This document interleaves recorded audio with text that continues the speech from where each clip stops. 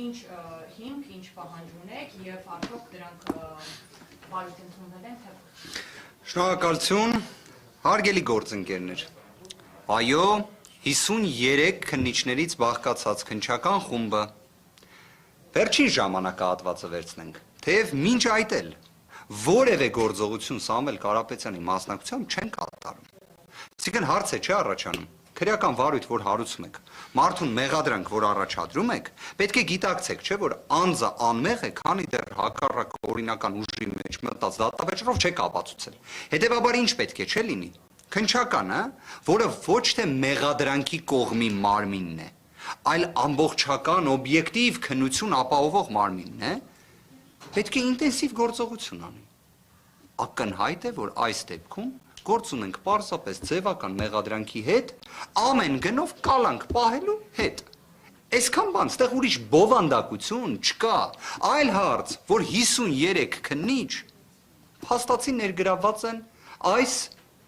հրեշավոր, չարամիտ, ամոթալի գործողության մեջ, որտեղ այո, նոյեմբերի 18-ի խափանման միջոցի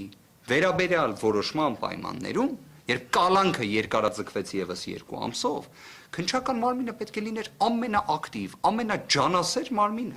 բայց ունենք ճիշտ հակառակը, ունենք տոտալ անգործություն, ունենք ընդհանուր առմամբ ջանասիրության տապալում քննչական մարմնի կողմից, բայց զուգահեռաբար ունենք դատախազություն, որը օրինակ կարողանում է հունվարի 5-ին ոչ թե հանձնարարական տա կամ չգիտեմ ցուցում փոխանցի քննչականին, որ ի վերջո օրինականության հսկողությունը ապահովելով նենց անեն, որ քննչականը տեղից շարժվի։ Ի վերջո ապահովի գործի ջանասիրությունը։ Փոխարենը ունենք, որ կարողանում են հասցնել վերաքննիչ բողոք մուտքագրել։ Ամեն գնով կալանք պահանջելու համար։ Հետևաբար, այո, որևէ գործողություն չի եղել Սամվել Կարապետյանի մասնակցությամբ։ Որևէ գործողություն չի եղել։ Ինչ վերաբերում է բողոքին, դատական ակտի վերաբերյալ մեր կողմից։ Այո, այն ներկայացվել է, այո, այն վարույթ ընդունվել է։ Եթե շատ հակիրճ ձևակերպենք, տրամաբանությունը հետևյալն է։ Մեր դիրքորոշումն է, որ այստեղ ընդհանրապես խափանման միջոց պետք է կիրառված չլինի։ Բայց եթե նույնիսկ դատարանը հաշվի առնելով քննչականի, դատախազության եւ ընդհանուր քաղաքական հետապնդման այս տոտալ մթնոլորտը, որը տեսնում ենք, եթե մի խափանման միջոց պետք է ընտրի այնպիսինը, որ այն լինի համաչափ, բալանսավորված։ Երբ մենք խոսում ենք Սամվել Կարապետյանի մասին, մենք խոսում ենք անձի մասին, ով քաղաքական հայտ է ներկայացրել, դեռևս 2025 թվականի հուլիսի 4-ի իր հրապարակային ուղերձով,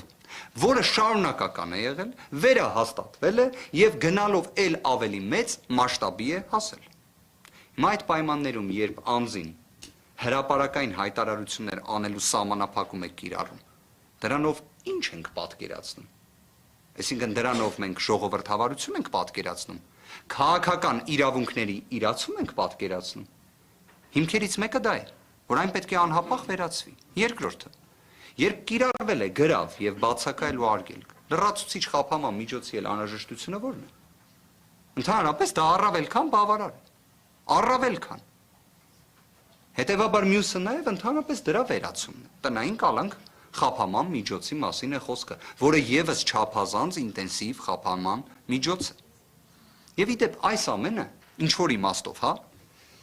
տնային կալանքի կիրառում, բայց նման տիտանական մասշտաբային սահմանափակումներով, համակցված այլ խափանման միջոցներով, վերաքննիչ բողոք նման օպերատիվությամբ, դատավոր Սուրեն Խաչատրյան։ Հուսանք։ Ուղղակի մեկ հանգամանք նշենք։ Եթե պայմանականորեն այլ դատավորները քննարկում էին կալանքից անձին ազատելու հարց, հա, Սուրեն Խաչատրյանը դատավոր քննարկում է Սամվել Կարապետյանին կրկին կալանավորելու հարց, հա, այսինքն մի հանգամանք էլ հա բացահայտեմ, դատական նիստերից մեկի ժամանակ, սա մի քիչ ծիծաղելի է հնչում, բայց ես սա ամենայն լրջությամբ եմ ասում։ Քննիչը եւ դատախազը հայտնեցին, որ իրենք ունեն անհանգստություն, որ եթե տնային կալանք կիրառվի Սամվել Կարապետյանի նկատմամբ, Սամվել Կարապետյանը կկարողանա լքել Հայաստանի Հանրապետությունը։ Այսինքն տնային կալանքից դուրս կգա եւ կլքի Հայաստանի Հանրապետությունը։ Եվ դա ասում էին ամենայն պատասխանատվությամբ։ Սամվել Կարապետյանը իդեպ դատական նիստի ժամանակ հենց, թեև մենք այսպես ասած լրջորեն մոտենում էինք, որ իրավական հակափաստարկներ ներկայացնենք, Սամվել Կարապետյանը սկսեց ծիծաղել նիստի ժամանակ։ Դրանից հետո էլ մենք չհակադարձեցինք, որովհետև սա էլ երևի բացահայտենք, դատավորն է սկսեց ծիծաղել։ Այլարց իհարկե, ծիծաղեց, դրանից հետո կալանքը միևնույն է երկարաձգեց, բայց ինչև է սա ուզում եմ ասեմ որպես երևույթ, այդքան ծիծաղելի են նման փաստարկները, բայց կարող է հիմա օրինակ քննիչը եւ դատախազը լսում են մեզ եւ ասում են ոնց թե իրենք դա շատ մեծ լրջությամբ եւ պատասխանատվությամբ էին ասում։ Դեկտեմբերի 30-ից Սամվել Կարապետյանը տնային կալանքի պայմաններում է, գտնվում է իր տանը։ Իդեպ այս ժամանակահատվածում նույնիսկ մի քանի անգամ այցելել է բժշկական հաստատություն,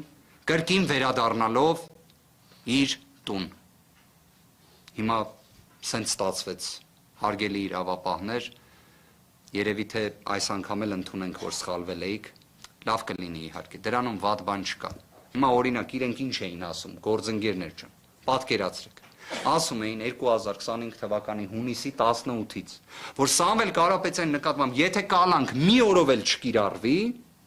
երկինքը փուլ կգա Հայաստանի Հանրապետությունում։ Իրավապահ համակարգը կտապալվի, չգիտեմ, արևը դուրս չի գա, խաղաղություն չի լինի, չգիտեմ, էլ ինչ կարելի է մի տենց ողբերգական մի բան պատմեմ, հա, տիտանական մասշտաբի։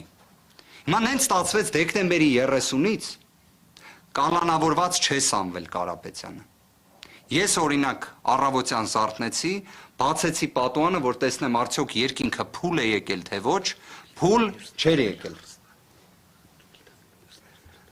Այսքանը գործընկերներ ջան։ Մի փոքր լրացում ձեր հարցի հետ կապված հազար ներողություն եմ խնդրում։ Այ ասեցիք ինչն է խնդիրը, որ ավարտ չեն հայտնում ուղարկեն դատարան։ Որ դա շատ ակնհայտ ու ակնառու է։ Ավարտ չեն հայտնում ուղարկեն դատարան, որպեսզի հրապարակայնորեն հասարակությունը չտեսնի, թե ինչ խայտառակ քրեական գործի հետ մենք գործ եւ առնչություն ունենք։ Միակ պատճառը դա է։ Ուրիշ պատճառ ու փաստար գոյություն չունի։ Ավարտ չեն հայտնում, որպեսզի հասարակությանը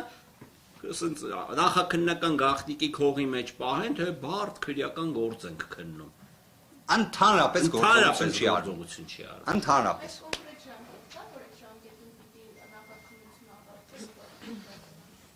Տեսեք, դրանցից մեկի վերաբերյալ նույնիսկ, օրինակ կոչի դրվագը, չէ՞։ Հայտնի կոչի դրվագը։ Այդտեղ կարելի է ասել, մեր ձևով կմասնակցենք եկեղեցու պաշտպանությանը արտահայտությունը։ Իդեպ այս ամենը հիմա առավել քան պարզ երևում է եկեղեցու նկատմամբ ճնշումների պայմաններում, թե ինչի համար էր պետք Սամվել Կարապետյանին իր հեղինակության, իր, այսպես ասած, ուժի դիրքերից հանդես գալու նաև հենց հարգանքից ելնելով հանրության եւ վստահությունից, ինչի էր պետք ամեն կերպ մեկուսացնել։ Հա, հիմա այդ ամեն ինչը շատ ավելի հստակ ու պարզ է երևում։ Հիմա կոչի դրվագով նախաքննության առավելագույն ժամկետը, առավելագույն, դա հանդիսանում էր 4 ամիսը գումարած 1 ամիս հնարավոր փորձաքննության դեպքում։ 4 ամիսը լռանալու արդեն ժամանակահատվածում քննիչը դատական նիստերից մեկի ժամանակ ասել էր, որ այստեղ ինչը փորձաքննություն անեն։ Սա էր իրենց դիրքորոշումը։ Մենք էլ կհիշեք, ներկայացրել էինք փորձաքննության եզրակացություններ փորձագետների կողմից եւ քննիչը իրականացրեց Հայաստանի Հանրապետության պատմության մեջ հերթական ամենաաբսուրդային գործողությունը, որովհետեւ որոշեցին, որ փորձագետերին պետք է ահաբեկեն, պետք է խուզարկեն փորձագետների բնակարանները, բջջային հեռախոսները,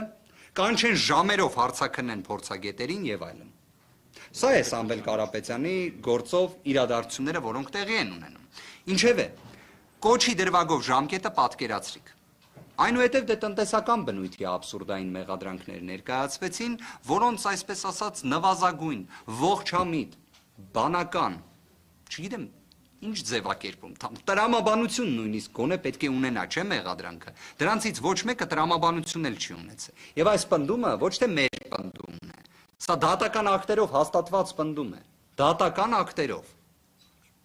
Եվ չնայած այս ամենին, եթե նայում ենք առավելագույն ժամկետը, նախաքննության, դա 10 ամիսն է։ 10 ամիս։ Բայց ժամկետը չի հաշվարկվում առավելագույնի տրամաբանությամբ։ Ժամկետը առաջնային հաշվարկվում է ըստ ներկայացրած միջնորդության եւ դրա շրջանակներում կատարած գործողությունների։ Վճռաբեկ դատարանը շուրջ 2-3 շաբաթ առաջ մի նախադեպային որոշում է ընդունել, որը վերաբերում է իդեպ եթե չեմ սխալվում, թող ինձ ներեն, ամեն դեպքում անուն չեմ նշի, քաղաքապետարանի բարձրաստիճան պաշտոնատար անձանցից մեկի խափանման միջոցի փոփոխությանը, որը վերաբերում է կոռուպցիոն մի շարք դրվագների, որով ի դեպ ոչ թե կալանք էր կիրառվել, այլ տնային կալանք։ Եվ Վճռաբեկ դատարանը ի վերջո գտել է, որ այդտեղ գործողությունները ճիշտ են եղել։ Ես ի դեպ եւս այդ կարծիքին եմ։ Կալանքը ծայրահեղ միջոց է, ամենածայրահեղ։ Բայց մենք տեսնում ենք, որ օրինակ երբևէ արատավորված չեղած անձինք ազգային բարերարից արքեպիսկոպոսներ, մինչև եպիսկոպոսները այսպես շարունակ անձին կալանավորվում են եւ նենց հատապարությունը ոնց որ քրեական դատավարության օրենսգիրքը որ բացում եք, այնտեղ ուրիշ խափանման միջոց չկա։ Այնտեղ սենց բացում ես, գրած է ամենտեղ կալանք։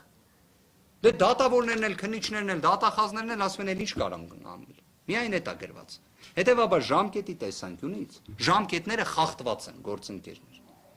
Խախտված են։ Խախտված են եւ սա փաստ է։ Եվ դրա հաստատումը առաջնային նա է, որ մենք գործ ունենք անգործության հետ։ Շնորհակալ ենք, այլ հարց։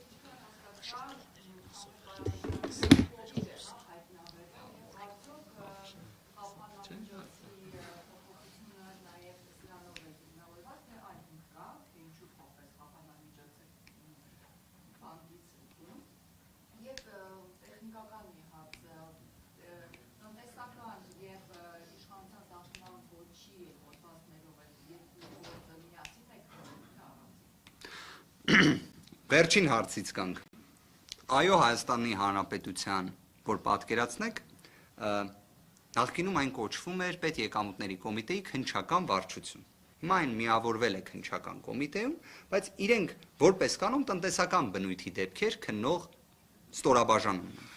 Իրենք փաստացի այսօր քննում են Սամվել Կարապետյանի դեպքում իշխանությունը բռնությամբ զավթելու կոչի վերաբերյալ դրվագ եւ միաժամանակ տնտեսական բնույթի դրվագ։ Այստեղ նույն ստորաբաժանում, որ պատկերացնեք այստեղ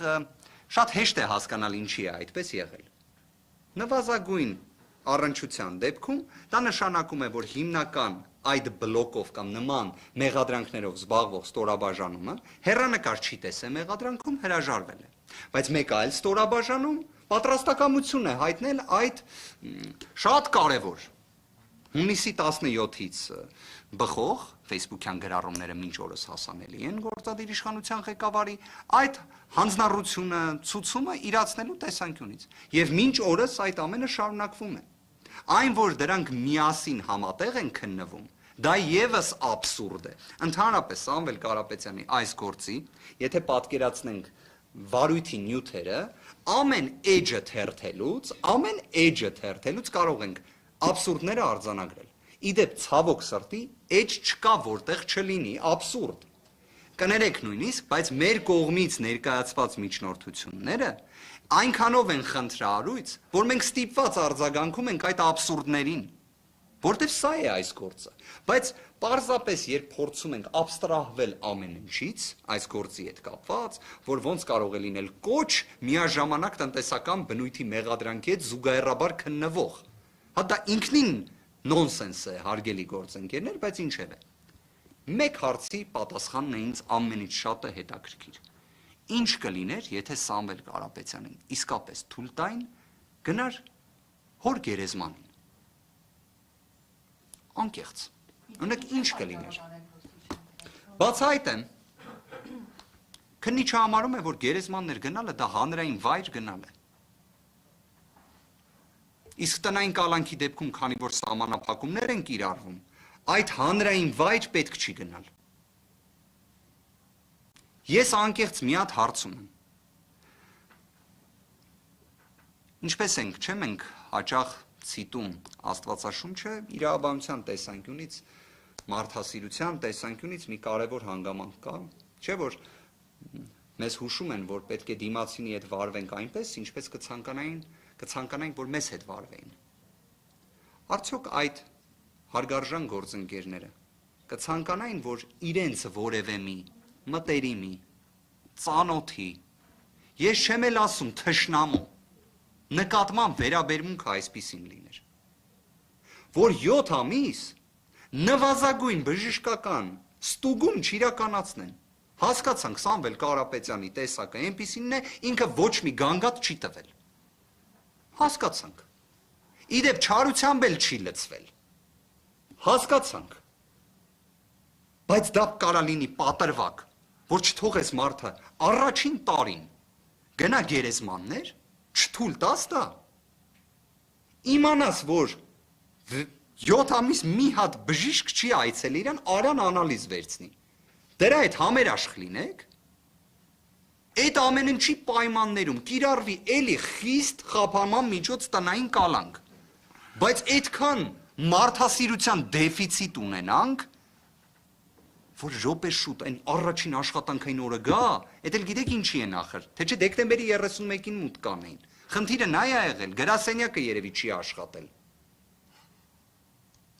Անկեղծորեն եմ ասում, ես ունեմ համոզմունք դրա համար, թե չէ դեկտեմբերի 31-ին առավոտյան ժամը 9:05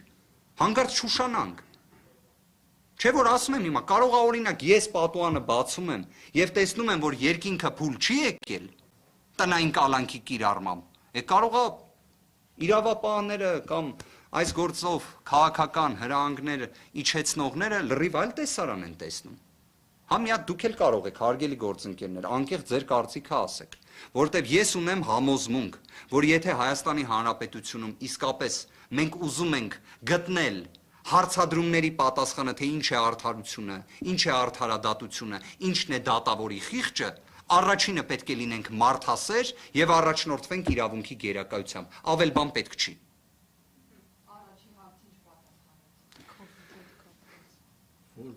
Մի հատ կհիշեցնեք կներեք։